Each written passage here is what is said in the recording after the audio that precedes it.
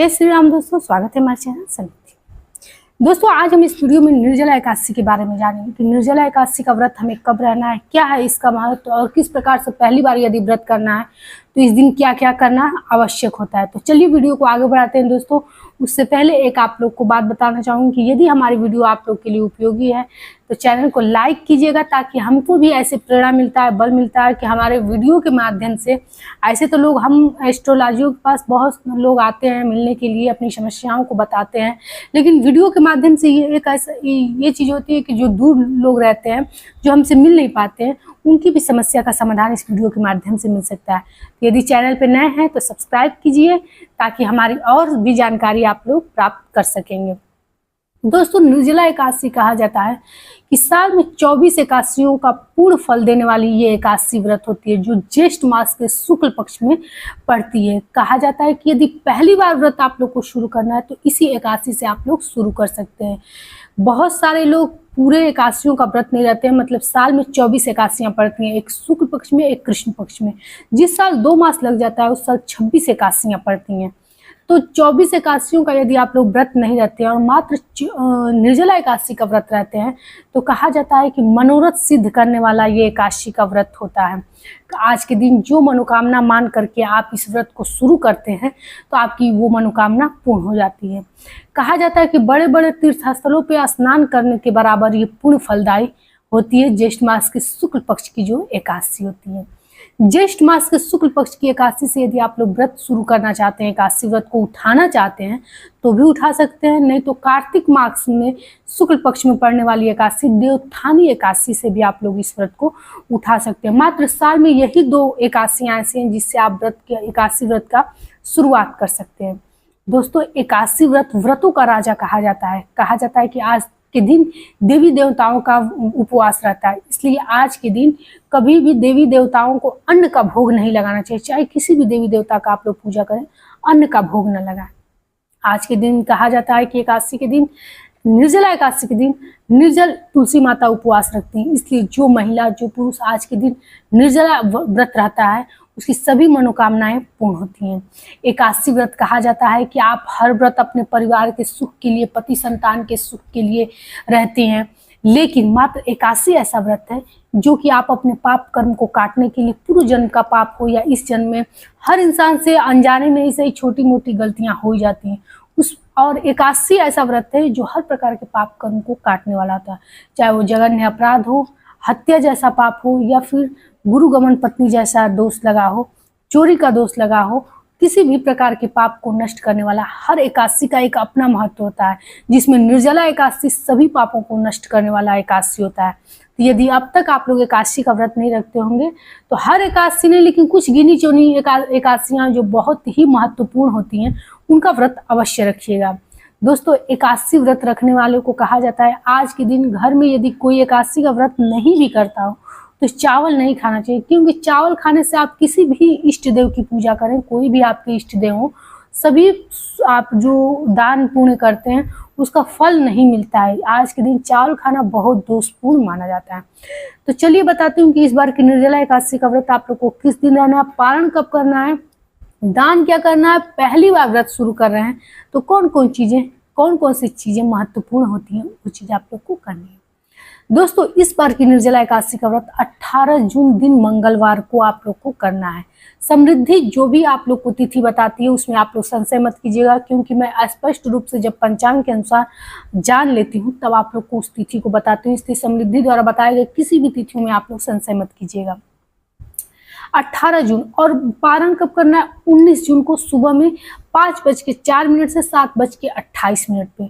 पारण का भी एक नियम बता दूं दोस्तों कि बहुत सारे लोग कहते हैं कि तुलसी गंगा जल से आप लोग पारण कर सकते हैं, लेकिन जब कोई विकट परिस्थिति आए तब इस चीज को अपनाना चाहिए। पूजा पाठ में यदि आप लोग सोचेंगे कि कोई शॉर्टकट रास्ता अपना करके और हम पूर्ण फल प्राप्त कर सके, तो ऐसा कुछ नहीं होता है। पूजा में आपकी श्रद्धा चाहिए, आपका मन लगना चाहिए, तब जाकर के उस चीज का आप लोगों को फल मिलता है। पूजा पाठ कोई ऐसी चीज नहीं है कि जो तत्काल आप अगरबत्ती दिया आज दिखाएंगे और तत्काल कल आपको धन की बारिश होने लगेगी। लेकिन हाँ, अपने जीवन में यदि उसको उतार लिए, अपने दिनचर्या में उतार लिए कि हम रोज धूप बत्ती भगवान के आगे दिखाएंगे, एक ना एक दिन आपके जीवन में उजाला होने वाला है। ये आप एकदम तय करके रखिए, क्योंकि पूजा पाठ एक ऐसी मेहनत है, ऐसी श्रद्धा है कि जहाँ से आप खाली निश्चित नहीं लौटेंगे। हो सकता है थोड़ा समय लगे, थोड़ा आपके पाप कर्म को कटने में समय लगे, क्योंकि जब शुरू में आप पूजा पाठ शुरू करते हैं तो आप पे अनचाही चीज़ें इतनी बरसती हैं कि आपका मन विचलित हो जाए उस पूजा से। लेकिन कभी भी विचलित नहीं होना चाहिए, क्योंकि आपके द्वारा हुई गलतियां सभी सामने आ रही हैं। ये जल्दी जल्दी आपके पूजा पाठ से कट जाएंगी और फिर आपका जीवन निखर जाएगा। तो ये थोड़ा बात इधर उधर हो गई है दोस्तों। तो अब चलिए बताती हूँ कि एकादशी व्रत के क्या नियम होते हैं। एकादशी व्रत 3 दिनों का नियम होता है। 10वीं से 82 तक के नियम को ब्रह्मचर्य का पालन करते हुए शुद्ध शाकाहारी भोजन करना पड़ता है। 10वीं तिथि को सूर्यास्त से पहले आप लोग भोजन कर लेंगे। भोजन में शुद्ध सात्विक भोजन करेंगे। मसूर, कोई भी व्रत हो, एकादशी व्रत तो ऐसे सबसे पवित्र है। मूली, मसूर, बैगन, सरसों का तेल नहीं यूज करेंगे। सूर्यास्त के बाद आप लोग 10वीं तिथि को फलाहार ही सेवन करेंगे। इसके बाद से एकादशी के दिन सुबह सवेरे जल्दी जग जाना चाहिए, क्योंकि ज्येष्ठ मास की ये एकादशी है।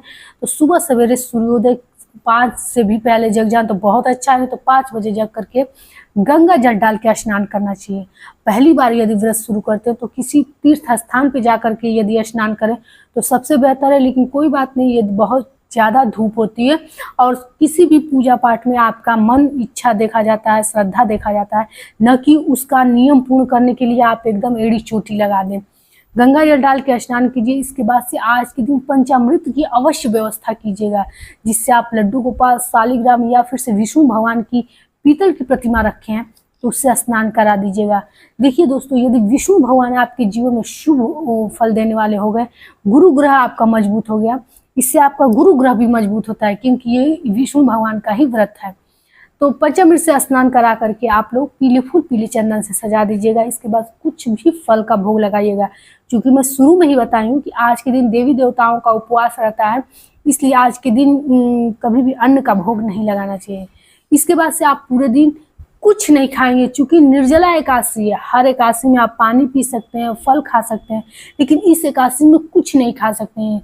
मुंह में पानी नहीं डालना रहता है। बहुत कठिन व्रत होता है दोस्तों, लेकिन इतना मान के चलिए कि जिस मनोकामना के लिए ये व्रत आप लोग करेंगे वो मनोकामना आप लोग की निश्चित पूर्ण हो जाएगी।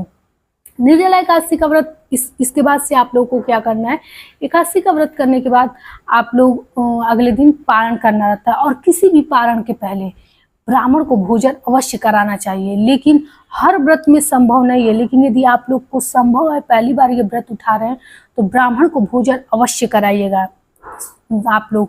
और नहीं करा सकते तो किसी बम्बू से बने पात्र में, क्योंकि सबसे महादान कहा जाता है कि बम्बू से बने पात्र में आप लोग कच्चा सीधा रख के उस पर 5, 11, 21 जितनी आप लोग की आस्था हो, जितनी आपकी भगवान ने शक्ति सामर्थ्य दी हुई है, उतना मुद्रा रख के किसी ब्राह्मण को दान दे दीजिएगा।